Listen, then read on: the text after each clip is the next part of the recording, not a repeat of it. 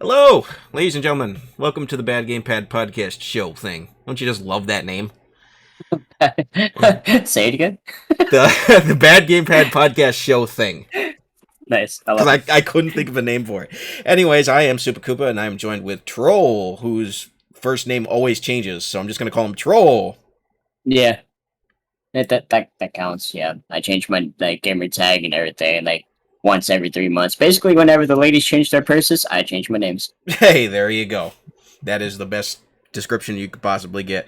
So, if you watched episode 0, that was sort of a launching off point. I still don't know if that is going to be, because eventually what I want to do with this podcast show thing is get it to where I can have it on audio services like maybe, I don't know, Google Podcasts, or I know there's Anchor FM by Spotify that allows you to kind of create your own podcast for free.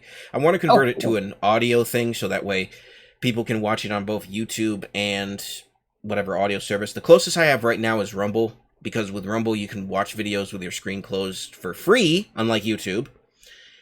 So eventually, I don't know if this is going to be the very first episode on that whenever I convert it to audio, if I'm going to include 0, because it felt kind of experimental. But today, we're going to just chat about, well, whatever basically, but we're going to start out with, we've got a set topic of Call of Duty, our history with Call of Duty, kind of how we feel about where it was versus where it is, and everything in between, I suppose. So, for me, why did I put plus in chat? I don't know. It's just what you put. I don't I know why thought that's there. also I that looked maybe that's down. just like the little indicator that you I pressed it. I must have. Oh, you know what it is? That's my record button. Oh, that's actually pretty cool. And so it's my record button for OBS. I've got OBS Yeah. set up to where it's just a screen that's picking up audio. So it's got a screen of the background thing. Anyways, yeah, we're totally professionals here, folks. But yes, Call of Duty. For me, I had played the first 3 games in the franchise, or at least one of the first 3 games at some point. But when most people talk about the quote unquote golden era of Call of Duty, I believe that they are talking about roughly Modern Warfare, or Call of Duty 4 Modern Warfare, to roughly around Black Ops 2. Post Black Ops 2, the quality becomes very much I like it or I don't. Yeah, pretty much makes sense. Yeah. So Yeah. for me, I played pretty much all of it up until Black Ops 2. And then post Black Ops 2, I believe, was Ghosts. And Yeah. I That's know. like my top three Call of Duties, just in my opinion. A lot of Yeah. people didn't like it, but I blame that on the competitive side because, like, on the competitive side, you had God, what was it? It's like they didn't like the game, so they were the voice of the community more or less, and everybody just followed suit, saying, "Oh my gosh, we don't like this game either," type of thing. My thing was, Which I thought it was a pretty decent game. yeah, Like, well, more than decent. Like, I thought it was like one of my favorite games. Like, it's still one of my top, like, at least top five. the weirdest thing for me, and I don't know what it was, but I feel like I would have loved it. It just didn't work for me, like, at all. Like, it was actually broken to the point, like, where I couldn't get kills. I couldn't do anything with it. So for me, it was like, and I played on PS3, mind you. I don't know if there was something on PS3 that was different from like 360 and everything else, but I mean, I still maintain that that was up till that point that felt like a revival even in the single player mode, because Right. the single player story was phenomenal. I liked it. I know a lot of people didn't, but for me, I went and I played Modern Warfare, and then Modern Warfare 2, everybody remembers, and I think that that is probably one of the best upheld Call of Duties of all time in terms of just overall quality. Like, if I'm going to go back and play it today, visually, it still holds up incredibly well. Hmm. People talk about Call of Duty remasters. That game doesn't need a remaster, which is why we're getting a Modern Warfare 2, but to me, I'm like, it's... why? Why is it necessary? I mean, Yeah, but it's like the name like gave me a Xbox like gaming name style. Like, you know how like you had Xbox 360, Xbox One, Xbox One X instead of going like one, two, whatever. Now Yeah, they're doing like Call of Duty Modern Warfare 2, and I was like, there's already a Modern Warfare 2. yeah, and they did that with the Modern Warfare 2019, and which So I I found that like pretty ironic. it's funny though, because one of the reasons I wanted to talk about it is because the series feels like it's a completely different game now, but not in a good way. It Right. feels like a lot of the problems you had back in the golden era just got worse. Because even in the golden era, whether you want to say that that's from whatever your cutoff point would be, it wasn't perfect. I mean, but it was near perfect, and it was to the point where, yeah, everybody complained, but nobody cared. Nobody cared about one Yeah. man army noob tubes because it was still fun to play in Modern Warfare 2. Yeah. You know, nobody cared that people kept spawning behind you in Black Ops 2, because Black Ops 2 just had such a weight to it that felt good, and a gunplay that felt good. You know, like for me, I haven't gone back and played anything from that golden era in so long, because my go-to has been Modern Warfare Remastered. It originally came bundled with Infinite Warfare, and then Oh yeah, that's right. It did. I forgot about that. they sold it separately for much cheaper, and I sang that game's praises so high. I told people, I was like, listen, if you're done with Call of Duty, and you just fed up with it, this game is half the price. It's got all the core modes, core gun selection, even though they did some Right. loot box And you don't have to shenanigans. worry about somebody flying over your head. The kill streaks are as basic as they were in the original. It's just a Yeah. good jump in, get in Call of Duty, and it's remained that on my Xbox One since. But today it's like, because the last modern Call of Duty I played was Modern Warfare Remastered, or Modern Warfare 2019, and I played it on Xbox One, and by that point they had just stopped caring, I think, about that generation of consoles. So it was very blurry. It felt awkward. It just wasn't very fun to play. It was just very, I don't know. It didn't sit with me. And then you look at everything going on with Activision as a company, and I was like, oh Oh boy. boy. Yeah.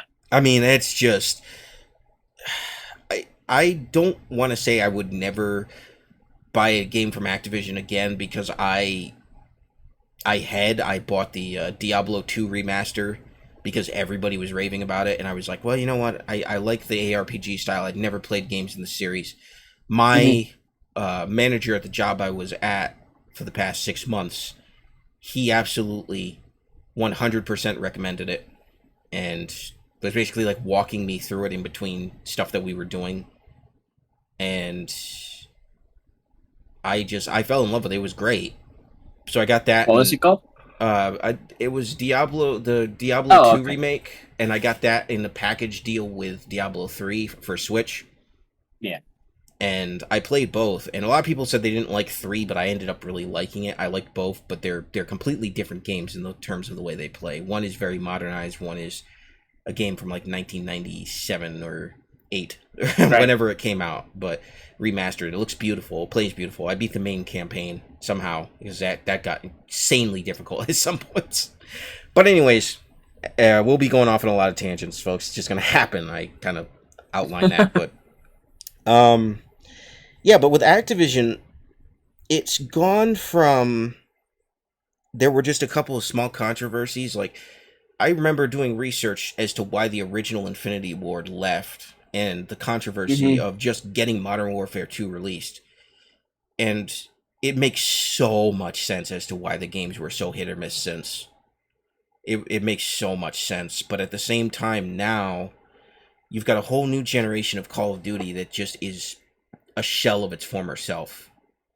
Yeah. It's like a walking skeleton. Like, I remember commenting on, because you still see channels every now and again. I don't know how they're still Call of Duty channels, by the way. I just don't know how that's a thing, but they are, and they're doing fine. But I just said, I don't understand how anybody can get excited for these games anymore. They've been released for well over a decade, and it just seems like they get worse each entry. And there's more controversy going on within Activision, within the development studio. The biggest which was when they released Black Ops Cold War. They actually forced Treyarch into fixing that game, because Sledgehammer and Raven couldn't get it done, and they kept infighting and breaking things. And so they went to Treyarch and they said, you guys have to fix this. And it turned out to be a very hated game. Right. But my thing, I have always said when I stopped playing Call of Duty, the reason I stopped playing Call of Duty was because I was like, I feel like there are companies who could make this style of game for free, and I don't have to pay $60 a year and still get that online fix. And that is true in so many ways today. We've got Warface, which is free to play, and I play that. I haven't played it in a long time, but there's actually 2 Warface games, I believe. But I played that when it very first came out, and I said, this is exactly the type of thing that scratches that Call of Duty itch without having to pay that much money. And then more recently, we got Splitgate. I don't know if you played Splitgate, Troll. Oh, Splitgate was fun. I actually played it for like a solid 3 months. It, for a while, it was one of the only, even though I had Master Chief Collection and still do and still play it like crazy, it was one of the best online games I had played. It was one of the best free-to-play I had played. Yeah. It had all solid. It had a mixture of core game modes from stuff that was like Halo and Call of Duty mixed, but it felt like a really good combination of Halo and COD in some ways. In terms, the guns were No, it really did. Yeah. the guns were more Call of Duty designed, but the gameplay was clearly Halo / Portal inspired, and it just. Yep. I thought the portals were going to break the game. That's why I was hesitant to even download it, because when I heard about it, I'm like, how is this going to work? Turns out barely anybody used them.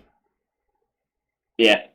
But it's like everybody's so like used to like running around in Call of Duty and Halo that they really use the portals and stuff. I went on so many massive kill streaks in that game. Oh my gosh. It just I just remember just sitting there at one, I forget what the map was, but it has like the big circle and it's got like 2 platforms on either side, small platforms where you can come about where you can go from your spawn. Mm-hmm. And everybody would just be feeding, like there was a direct line of fire to the enemy. Guys would just start feeding to me and I would just keep just picking them off with that game's equivalent of the BR. Oh, so good. But anyways, I'm getting distracted again. Oh boy. Yeah, but it's like, so you get us 2 together, we're gonna get distracted very easily. Oh, absolutely. We are gonna get so distracted, folks. It's gonna happen. But hey, this is for everybody's entertainment, so I can't say. I hope nobody can say they're not entertained. But right? It's like Call of Duty was more than just a game in so many ways. It was a phenomenon. Which a lot of these modern games that we play derived their sense of phenomenon from. Like Fortnite, for instance. Fortnite, I mean, it's pulling numbers that Call of Duty wished it could back in its heyday. But that sort of phenomenon wouldn't have happened if it wasn't for the yearly release of Call of Duty. And I don't think we would have met if it weren't for Call of Duty, if you really think about it. I don't think so, no. In a technical sense, because SRG was based around games like Call of Duty. Yeah. And, when I first joined SRG, it was based around Minecraft, and then it was Call of Duty, and then that's when I think I met you on Ghost or Advanced Warfare, one of those. It had to have been Advanced Warfare because at that time, I think that was what was out. That was the last. Did I buy Advanced Warfare? Because that was on Xbox One. That was early Xbox One. Oh gosh, mm-hmm. I can see some Call of Duties way off in my shelf over there. I can't read them. But anyways, we were part of a group that was SRG. It stood for Solid Rock Gamers. It was a great group. But there, when you start a gaming group, there's always there became dynamic issues and all sorts of things. That's just a brief recap of the overarching history of SRG. Yeah. But everybody's pretty good now. But it was at the time, it was like. Starting a gaming group is hard, people. It is very hard. Mm-hmm. And running it is even harder. So, yeah, Call of Duty, though, was the phenomenon that basically it brought people together. I mean, you remember the campaign. I don't know if you remember in 2019, Modern Warfare, they had the commercial campaign that was basically like, we're bringing the whole family back together. We're bringing all the friends back together. And it's very true. I mean, that was a horrible game for it, but it was very true. Yeah. It was something that's very hard to replicate, and it wasn't the first to do that. I mean, obviously there were other games like Halo sold Xbox Live with Halo 2, and it broke records. Yeah, 100%. Halo It did. 3 came along, and I missed all of that because I never had an Xbox up until the Xbox One, which is why I bought an Xbox One just for Master Chief Collection, just so I stuck with that game from day one. And if anybody knows how bad that game was on day one, I mean, it's a miracle that it's in the state that it is now. It is now the definitive way to play old Halo, in my opinion. But Like that's how I feel about Halo Infinite right now. It's like the game has so much potential to be like really good, but they are just throwing it so hard right now. yeah, I've seen a lot of and this will be a side tangent, but who cares at this point? There's so much, like you said, so much potential with Halo Infinite, and I saw the Act Man make a video about it. I don't know if you watch him, and he talked about just where it was, where the franchise was, and where it's become, and kind of how they dropped the ball. Because Infinite was, they said so many of the right things about Infinite and its multiplayer and its single player, and they just kind of dropped it. It was so surprising because they fixed Modern Warfare Remastered so well. You figured that Infinite was going to be a slam dunk because it was going to be more in the older style. Yeah. But they just constantly dropped the ball, and now it's in a state where people are just basically waiting for it to improve because that's the game they're committed to. No, that's basically where I am. It's like as soon as they put Forge out, the game is gonna get so much better. But they also just said that it's getting postponed. Like I think they said next November is when it's coming out. Yeah.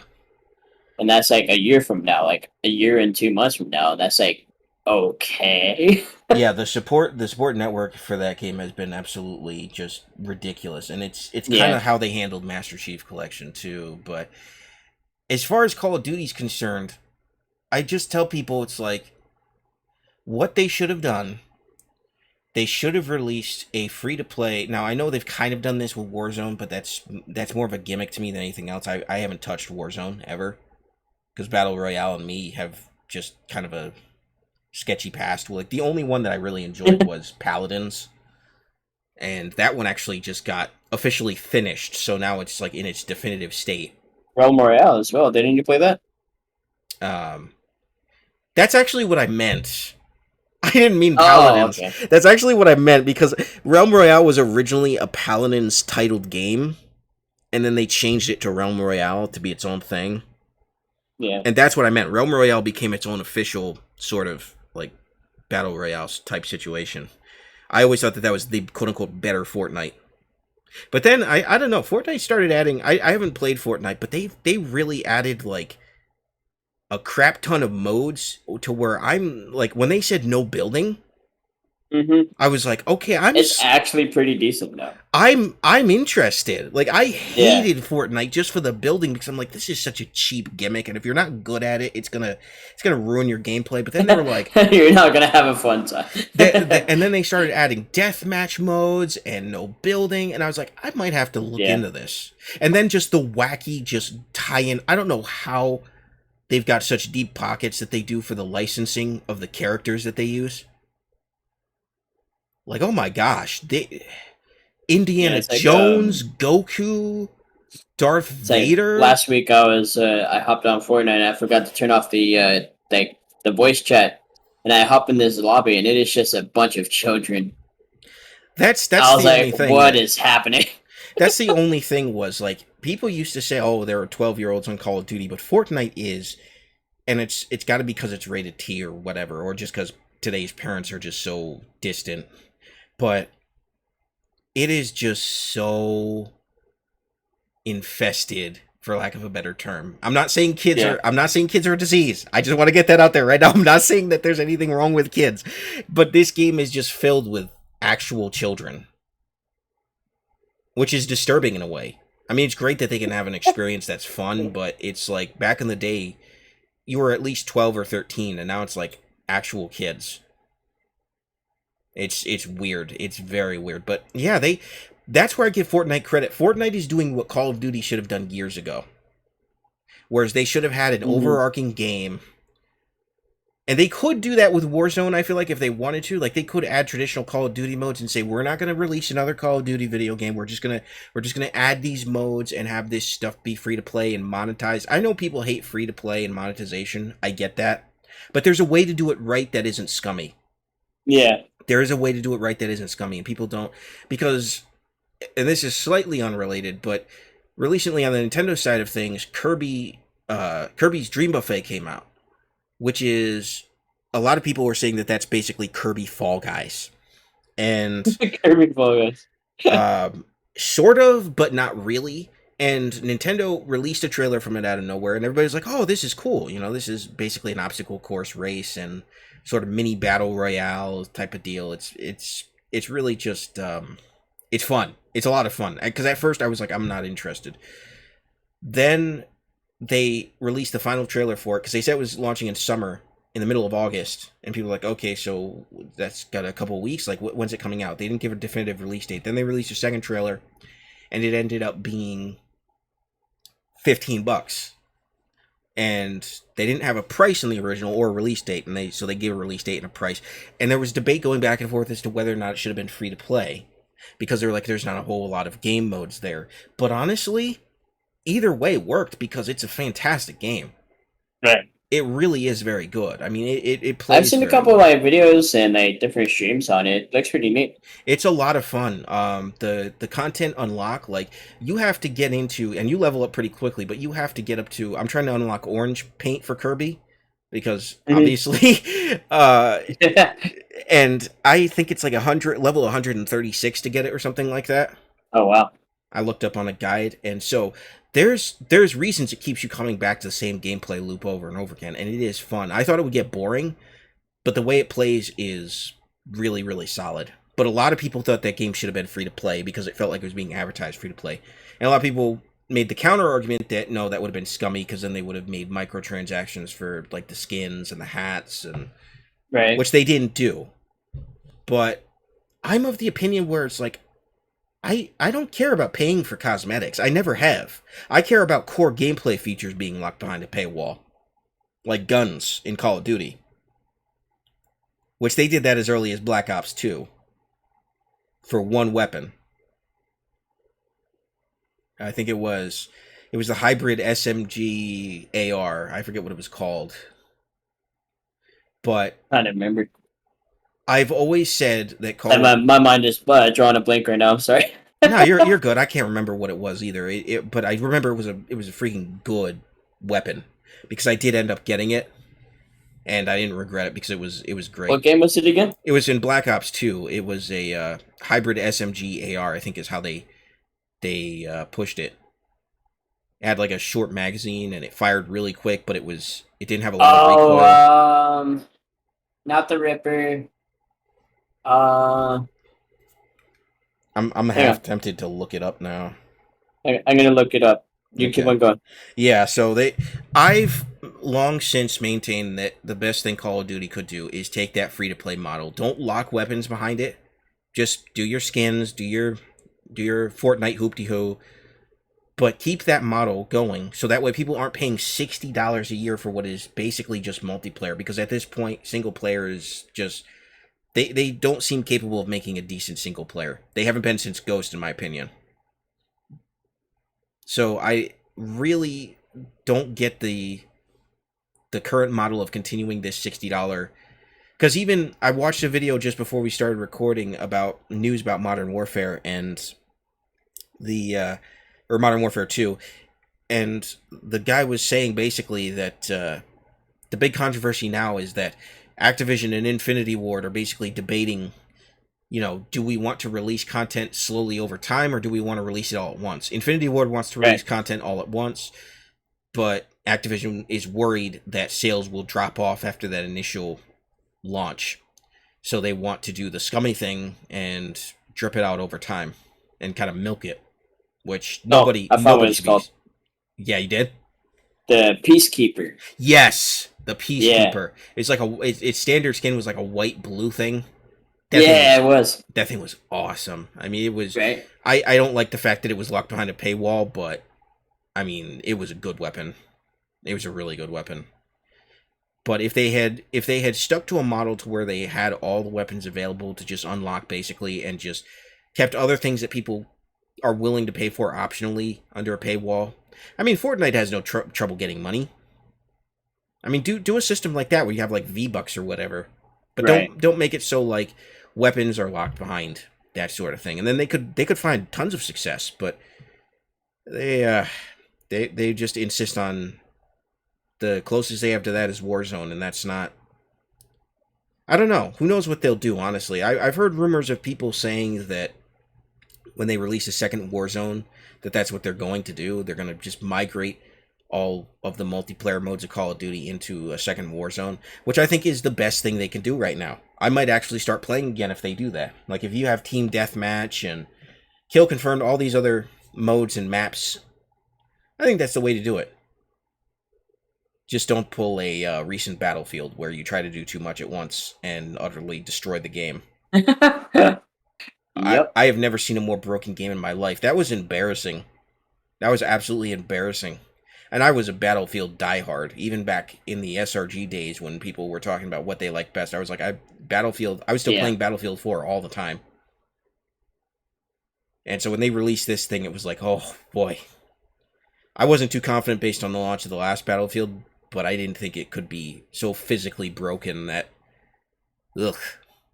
But yeah, Call of Duty is a lineage franchise. It's just so funny to watch that phenomenon have all those memories that we do, and then to just see it's gotten so bad that it's hard for them to muster any sort of excitement for it. Yeah. It's kind of like a longer stay Guitar Hero, that whole phase of games, where it was just a cultural phenomenon. You know, there was Guitar Hero versus Rock Band. Everybody was buying those accessories, which are probably now all in a landfill.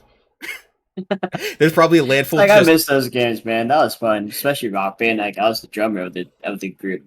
Yeah, they were fun. They were just fun Yeah. group games, but they lost their staying power. Then they tried to reboot it years later, and it just didn't work. Like, there's something about certain games at certain time periods released that you just can't replicate. You just can't replicate the phenomenon that takes place. Even Fortnite itself, like, it's there and it's got a staying presence because it's one game and they've done a good job of adding to it and just keeping it going. It's basically a live service game, as much as I hate that term, but it's not, as far as I can tell, it's not terribly scummy. I mean, it is in a way, and it started out as in a way, but I can't fault it for the things that they've done right. That's what makes me upset, is because I want to, because I've always had the same opinion of this series, but they've made a lot of good moves. Mm-hmm. If nothing else, the licensing. I mean, I've never seen a company do that where they can have so many licenses at once for different characters from different franchises and just say, yeah, they're going to be in the game. I never thought I would see Spider-Man and Goku in the same game. And somebody put it this way in the comments. It's like, they said basically it's like when we were all kids and we basically had bins of action figures and we used to combine them all together to play with. That's what it is. And that's why it works. It's just a combination of things. They took that concept literally and somehow were able to pull it off to a point where companies were convinced, yeah, we want our character in this game. And with the Dragon Ball stuff, you could stream entire episodes of Dragon Ball Super in the game, which was weird. You really? Yeah, I'm pretty sure. It's strange, but I'm pretty sure that that's what you can do. I don't know really how that affects gameplay. I think it's everybody just sits around the screen and they try not to kill each other, or eventually they do. Yeah. It's like, I don't know, it's weird. Fortnite is weird. Fortnite is very weird, but yeah, I mean, Call of Duty was the benchmark for pretty much all of this in terms of just an online multi-console just phenomenon. And I sat back and I thought about all the different memories I had with the franchise up till this point, and they're just crazy memories, crazy good memories, just of different eras. But there were problems throughout, and unfortunately, I think it was just getting to the point where if they weren't gonna fix it, then it was just gonna become a shell of its former self. Because many people were already saying it was gonna go the way of Guitar Hero back in Black Ops 3. You know, I remember, and that's the thing I wanted to talk about, was Call of Duty went through interesting phases, because you had the original phase 1 to 4, where online wasn't a primary focus, but those first 3 games had very solid single player experiences. And then you got to 4, and the online became, the story was still great and iconic, but the online became that huge phenomenon that we all know and love. Then people started to feel like it was starting to get very Madden-esque, very samey, and they're like, we need something new, we need something new. So Advanced Warfare comes out.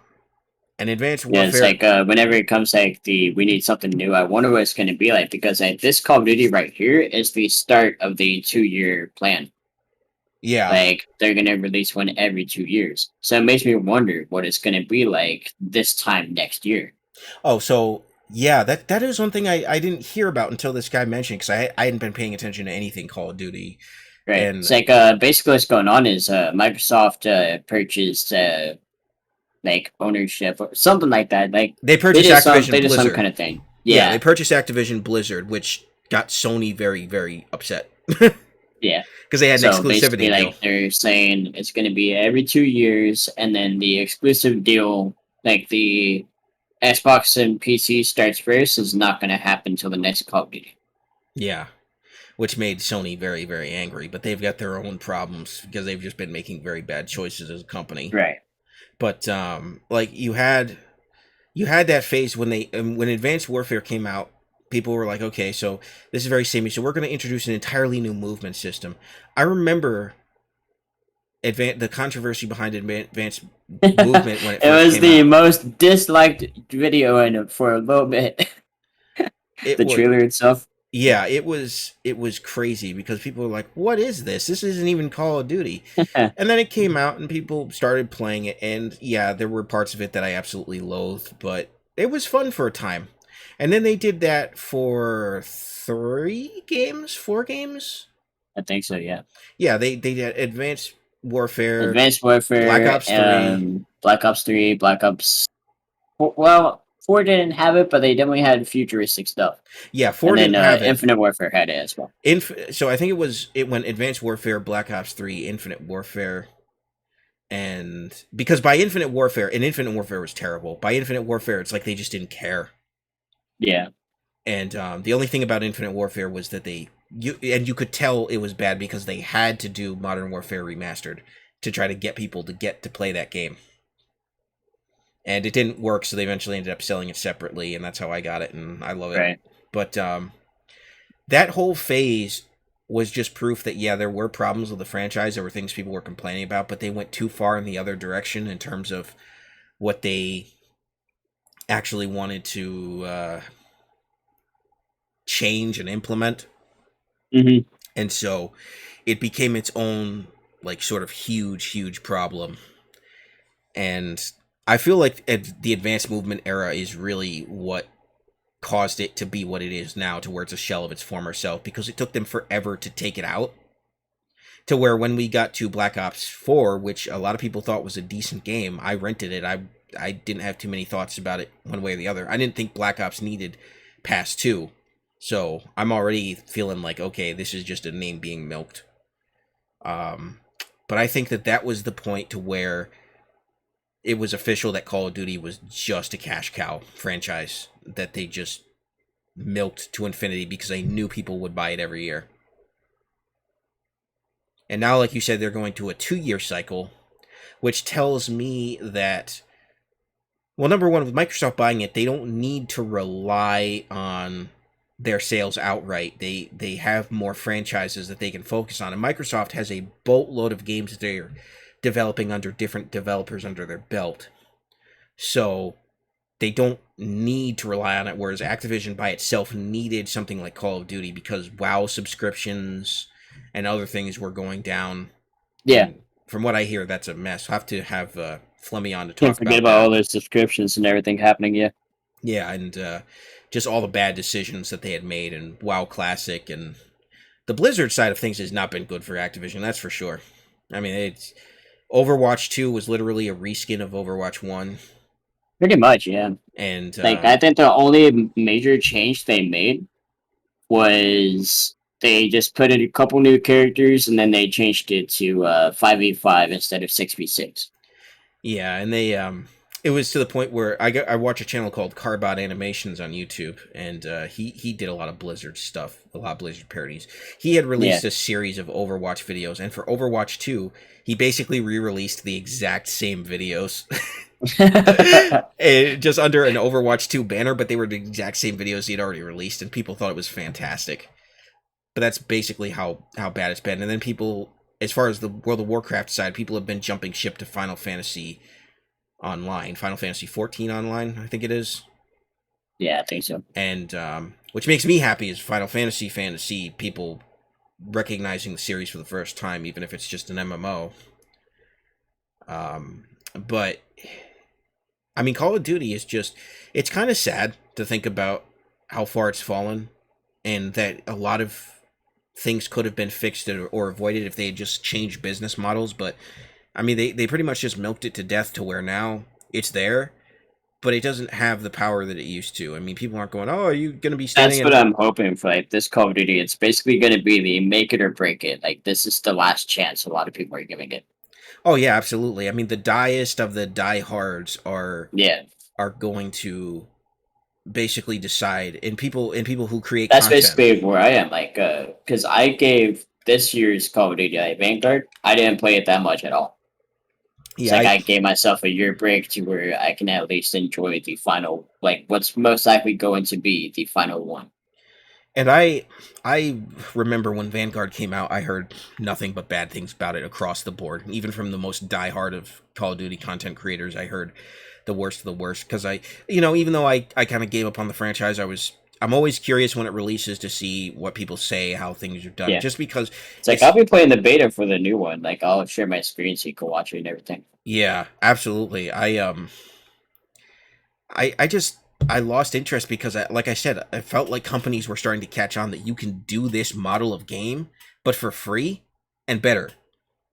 And so I'm always Yeah, looking forward to the next thing to do that. Like Warface, I know I mentioned Warface earlier. Warface is not a very balanced game because it shifted companies and all sorts of things, but when it works, it's fantastic. And that's also on Switch. So if people have Switches, they can play it on that. I don't know in terms of quality how well it plays, but it's available on pretty much everything. I played it on Xbox when they released it. I originally played it on PC, but it's basically free to play Call of Duty as far as it's concerned. Mhm. And it's a ton of fun. But unfortunately, they've got a weapon system to where weapons are kind of locked behind a paywall, and I don't know if that's changed since. I haven't played it in so long, I couldn't tell you one way or the other. And then they released sort of a Counter-Strike type game, and with the Counter-Strike type rounds, and it felt like it was very much more polished, and I don't know if they added any game modes to it. I thought originally they were going to transfer everything Warface based onto that game. They didn't end up doing it. But there are a ton of games out there that do the formula of what Call of Duty was doing in its basic form, albeit slightly different, for free. And I think that that's exactly what Call of Duty needed to do, instead of sticking by the antiquated $60 for primarily online, because I really don't know a lot of people who play campaign or who buy it for campaign. It's just No, I can't think of anybody either. It's no. like there's people that enjoy the campaigns and everything, but I can't think of anybody. It's like I remember Call of Duty Ghost campaign. It's probably still one of the best around, but they left on such a cliffhanger, and they haven't like said that they're gonna do anything with it. So everybody's like, "Well, crap." They did release it on a cliffhanger. I completely forgot about that. It's been so long. But Yeah, yeah, they did nothing with it, and I think it was because it was such a controversial release in terms of divided amongst popularity. Like again, I would have liked it, but I couldn't. I died when I spawned in that game all the time, like just almost right. instantaneously. Everything I did, it didn't feel balanced, but I loved the weapon selection. I loved the maps, except for the one where you got electrocuted when you stepped into the wrong part of the water. That wasn't fun. That was frustrating, but um, it just it's crazy because so many games have come and gone since Call of Duty has been in its heyday. Like on the Nintendo side of things, basically they've got Splatoon now, which Splatoon comes out in probably a couple hours now. Splatoon 3, Yeah, and that's right. It should be releasing tonight. I played the test fire of that, and a lot of people complain that's basically Splatoon 2.5, which it is. Yeah, I mean, if you want to get technical, there is way more there. It's a new city, it's a new idol announcers, including a big manta ray. That's Manta Ray. I'm not crazy about the designs of the other two new idols. I think they're kind of weird, but everybody loves the big manta ray. But and now you've got three Call way. the Manta Ray Phil and you're fine. So Just call him Phil. oh yeah, I think it's actually big manta, Oh, but I'll call him Phil. yeah, I like Phil, so I'm gonna call him Phil. Like that's gonna be a thing. I'm gonna call him Phil indefinitely. But so now there's like three-way Splatfests where you can choose one of the three members to be on the team, and it was fun. I'm not gonna get it day one because honestly, there's something I want more, which is World of Outlaws dirt racing on Xbox. It's been I'm a huge people who don't know, I'm a huge motorsports fan, and particularly dirt racing is big here in Pennsylvania, sort of grassroots short track stuff. And World of Outlaws is the premier series. They haven't released a licensed game since the PS3 era. And there really haven't been many sprint car games in between, but they're going to have like 4 or 5 disciplines of dirt racing in this thing for like $50. So, and I got a racing wheel like 2 years ago on my Xbox that I didn't plug in until like last week. I didn't even take out of the box until like last week, so it's just been sitting in its box for like 2 years. So I'm going to be getting that as opposed to Splatoon. I'm going to probably wait till next month and see where I'm at financially because I'm in between jobs and just see, because I do want to get it. I did like the beta, and I got Splatoon 2 pretty much day one. But I mean, that's my point, is there are other games that are doing the Call of Duty thing better than Call of Duty is, and a lot of them have staying power. Like Splatoon, I don't have to worry about a yearly release with Splatoon. I think it was 4 years between 2 and 3, or 3.5, maybe, something like that. Sounds about right. And it's just I know Splatoon 2 has been around for a bit. Oh yeah, I mean it's basically been around since I think that second year of the Switch was when it released, or that first year. I don't remember. But it's and then they added the Octo expansion. It's just so much content in Splatoon 2. And they've kept it up, and it's not gonna, because it's peer to peer. It's not like 2 is gonna go offline. Right. So, I mean, if people don't like 3 for whatever reason, there'll still be a contingent of people who will be playing 2, which is why I'm hoping that I'm actually gonna see tomorrow what the population numbers are gonna look like for Splatoon I think 2. for the first couple months, it's going to be pretty small because like everybody's going to be trying out Splatoon 3. Yeah. And so like you might not see people return for a little bit. Yeah, exactly. But it's just gonna be interesting to see how many people actually still stay stuck with Splatoon 2, because I know it's a lot of younger people and they might not have the money for 3, which means I'll just be able to flex on the kids on the playground, basically. But so yeah, which actually works out, because when I record videos for Splatoon 2, for some reason it doesn't have cloud save, so I basically have to start all over again, and I unlock basically everything on my main account, so it won't take me too long to actually unlock stuff again, unless I choose to unlock the campaign weapons, which is a royal pain. Oh my gosh, those campaigns are fun, but they're hard. They're very hard. I don't know what it is about them. They're just basically big obstacle courses where you have to do things, but they get really, really challenging. And to get the campaign-styled weapons, you have to do certain challenges for it. But again, that's an example of, like, Splatoon has, like, 4 or 5 modes. Like, you have the Salmon Run, which the one thing I'm really excited about with Splatoon 3 is, in Splatoon 2, Salmon Run was basically their zombies. Yeah, and I remember doing that a couple times with you. The weird thing about it, though, and I don't know if you remember this, was they only had it open during certain dates. For certain periods of time, you could only play it online. You couldn't play it online whenever you wanted. It had to be certain dates when it was open. And sometimes it would only be for like 4 hours on a specific day. But with Splatoon 3, it's going to be open all the time.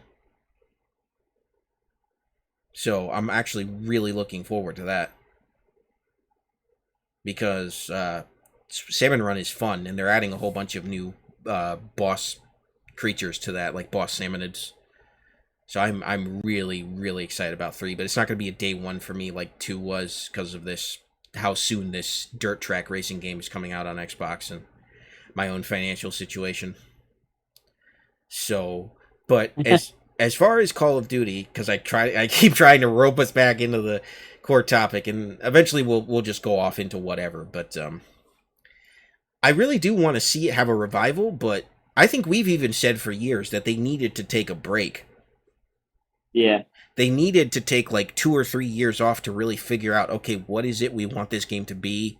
You know, what if we're gonna do this as a yearly or even biannually release? What do we you know, how do we do that? How do we implement that in a way that is not broken and is balanced? And they never did it.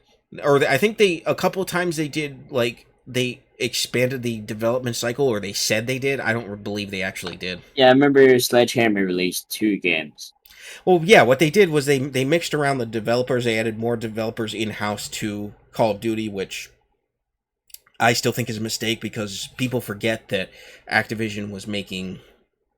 Like now, what's really made me upset is I guess Toys for Bob is now a Call of Duty developer, or at least that was last time I heard. Toys for Bob and Vicarious Visions, which developed stuff like the remakes of the Tony Hawk games and Crash Bandicoot and Spyro. You know, the actual last good Activision stuff that I remember purchasing, because I purchased the Spyro Reignited trilogy and the Crash Insane trilogy. And I still have yet to get Crash 4. I really do need to get it. Hey, Crash 4. Did you say you hate Crash 4 or you love No, I was like Crash 4. Oh, Yeah. It was the way you said it. I was like, oh Yeah. boy, that's hot take. But yeah, I heard that that's what they ended up doing, and I think that was No, that was Toys for Bob that did Crash 4. Sorry. But Crash 4 was like such a fantastic game, and it did really, really well because people love Crash Bandicoot and they love Spyro. And it seems like now they're taking those studios and saying, yeah, we want you to just do Call of Duty. And I don't know how 100% true that is. Somebody will have to fact check us on that. But if it is, that's one of the worst decisions I can think of. Because, yes, Call of Duty does need help, but they don't need to just pile on developers. That's how you had the problem with Black Ops Cold War. Because the developers all end up arguing about, you know, what is the best way to do this. Whereas they could be spending time developing their own games and franchises that are making Activision money on the side. So, wow. If you had told me, I just realized this, if you had told me in the PS1 era that Microsoft would own Crash Bandicoot and Spyro, I wouldn't have believed you. He's like, yeah, good luck with that one. It's like, no, Yeah. Naughty Dog owns Crash and Insomniac owns Spyro. Which Sony bought Insomniac, which makes sense. And then Naughty Dog just gave up the Crash license because they wanted to make more mature games. I don't like Naughty Dog. That's a discussion for another day, but they used to be cool. But it's crazy how the gaming landscape has changed. Like there's talk now, there were rumors about Amazon buying EA. It's like what is gaming? What would Amazon do? That's what I'm trying to figure out. Well, you got to figure they own Twitch, and they also own that their own version of like Google Stadia, which was that was a thing. But they've got their own version of like a cloud gaming service, and so I mean they've got stuff in the gaming market, and they had been developing or publishing some games on the side, some of which were successful, others were terrible.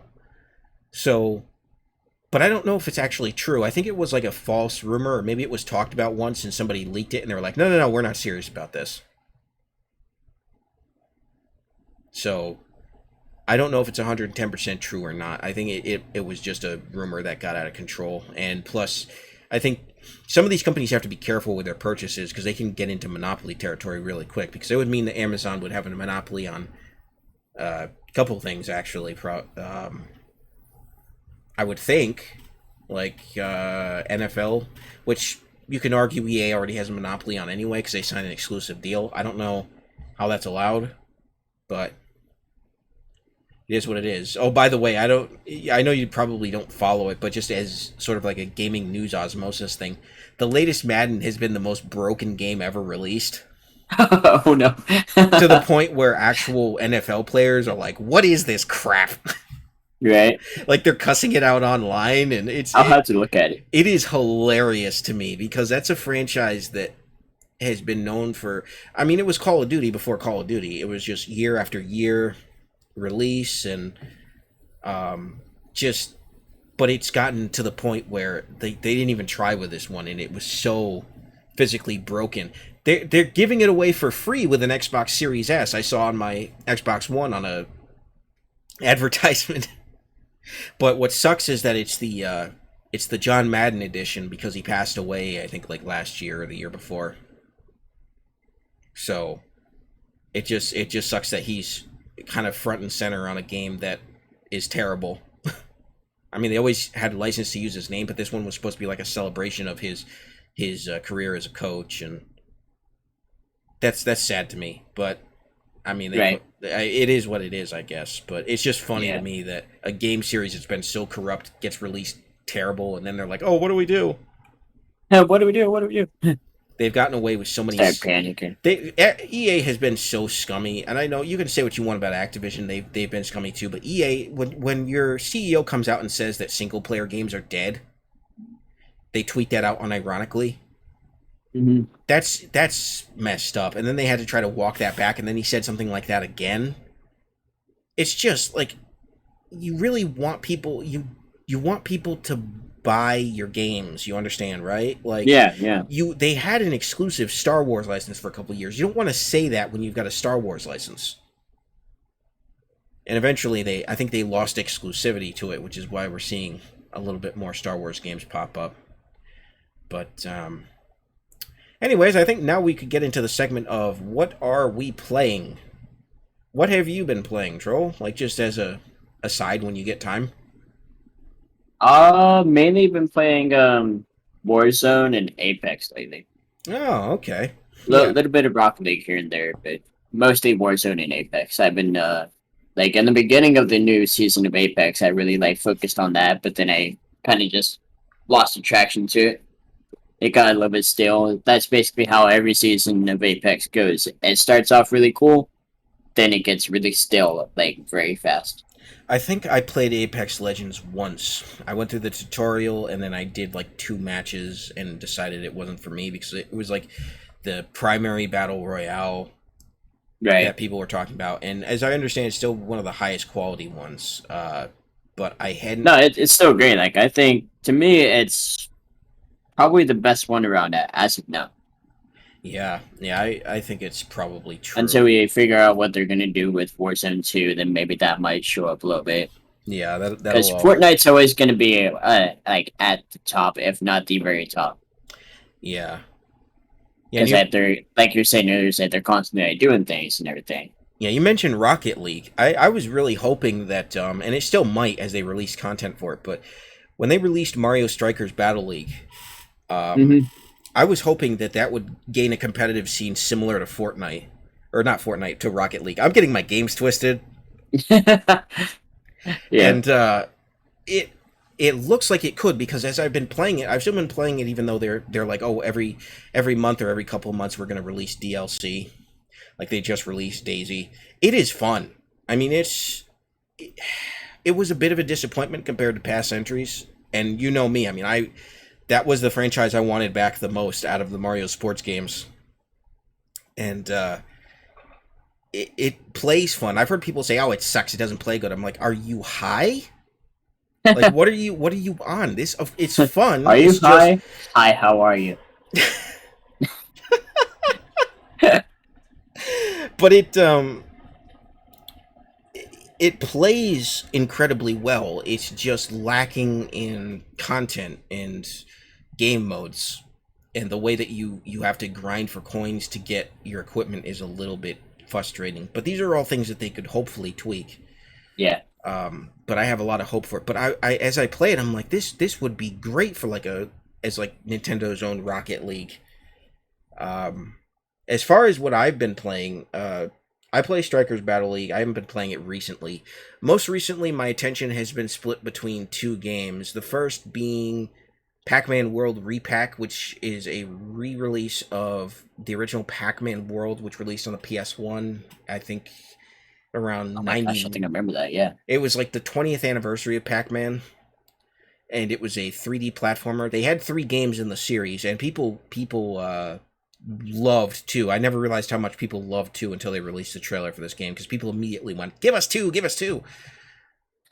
And I played 2 through an emulator, and it is good. It is very good, because it was on the GameCube PS2, and it's phenomenal. It's really good, because it's more 3D than the first one was. But I've been playing through this remake of the first one, and it's not bad. It really isn't. It's not bad. They made a couple questionable changes, like they got rid of the voice acting and replaced it with like Sim style gibberish Right. with text boxes. That's kind of weird. And they changed the dialogue in the cutscenes and how the cutscenes play out. I'm not a huge fan, but they kept almost all the original music, and they changed some of the sound effects, which is a little jarring to have the music and not have the sound effects, but it's a fun platformer, and I tell people it's worth it because it's not expensive. It's not $60. It's I think it's like 30. But it seems to be doing really well. Bandai Namco is in this thing where they're re-releasing a lot of old games. Like they released a series called Klonoa, which was a platforming series. There were 2 games in that, or I think there were 3, but they released remakes of the first 2. So they're looking at their old catalog and going, okay, what are people really interested in? So I got that, and I've been playing that. And then the other game, which I really was promoting heavily, and I might have talked about on our Bad Gamepad Discord. It's a game called Rogue Heroes, and it's got a subtitle that I can't remember off the top of my head, because it's something that's hard to pronounce. I think it's like Ruins of Taos or Tassos. It's just like Rogue Heroes, Ruins of Tassos or I'm Taos, looking it something. up right now. But what it is it takes Zelda Link to the Ruins Past. of Tassos. Yeah, it's hard to pronounce. Like it's really hard to pronounce. But I was looking for something cheap, something single player cheap that would hook me, and I noticed this had a demo on the Switch, so I was like, okay, I'll give it a shot. I downloaded the demo, and I think I had played the demo before and kind of not thought much about it. But this time when I downloaded it, I was like, this is amazing. Because what it does is it takes, if anybody is familiar with the Link to the Past, it basically takes that style of gameplay where you go into dungeons and then back into towns and sort of things. First off, you build up the town that you're in, so you can actually build like where different citizens go, where different shops are, Okay. based on gems that you earn in the dungeon. And the dungeons, it's a roguelike. So it's basically a roguelike Link to the Past. So when you go into these dungeons, you lose all your gems because there's like an entry fee, but you can only get gems in a dungeon, so you make up what you lose as soon as you get in. And the floors are randomized in the order, and you don't automatically get a map. But you also have classes. You have character classes that you can choose based on threads that you get, and once you take them to the tailor shop, you unlock different classes that you can switch your class at any time for any reason. Like you start out default as the hero class, and then when you beat the first dungeon, you get the knight class unlocked, but you can also be thief or mage or bomb class, which I think is actually DLC. I think it's the only DLC in the game. Um, but you can be all these different classes of character, and they all have That was like, pretty neat. yeah, and like the knight class has like your sacrifices. You have way better defense, but you move slower, and you have like a jump secondary ability, like stomping on the ground, and it just like stuns enemies. It's actually really useful. But you also have a stamina system that you can upgrade. So I mean, it's highly customizable, and it's incredibly addictive because there's always reasons to go back and play. Like you can play multiple styles how you want. And again, this game is $20, and it has a demo. The demo is like the first half of the game, or like the first quarter of the game, and it just gives you an idea of what you can customize, what the basic gameplay loop is like. And I must have played the demo for like 3 or 4 hours until I was like, yeah, I'm sold. And I've been playing that ever since. Really, I've just been expanding on the town and been working on the second dungeon, and it's just Cool. a very, very satisfying gameplay loop. So, Rogue Heroes, Ruins of Tesos, or however it's pronounced, definitely worth checking out. I think on YouTube I might put a link to the developer down below. Not sure. With Rumble, I haven't quite figured out links yet, so I'll just have you all take my word for it. But we're So I take him at his word. yeah, we're coming up on an hour, which is kind of what I want to keep this to. Just as thoughts to wrap up. First of all, thank you all for listening. Really appreciate it. Yeah, it's pretty neat. I haven't And been on a podcast in a while, so it's like, when do I talk, when do I not talk? Trying to figure it out as we go. yeah, yeah, absolutely. And thanks Troll for coming too. Appreciate Yeah, it. no problem. Thanks you to the audience for listening. This is still very experimental for me, but I always talked about on the server wanting to do sort of a podcast of just fun talking about whatever, just something Yeah. that people could enjoy. And Troll, I know you were really excited about the idea, and I think Artful Thinking was excited for it, and I think everybody was, but it's just a matter of who has what time available. So Yeah, of course.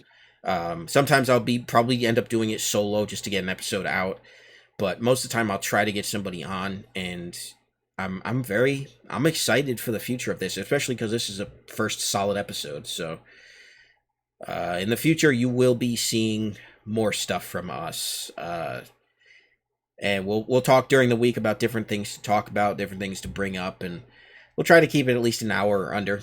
So all right, Cool. folks. Well, that's going to do it. Thank you all for listening. And Like, comment, subscribe, share it to friends, do all the fun stuff. exactly what he said. All right. Have a good one. God bless, folks.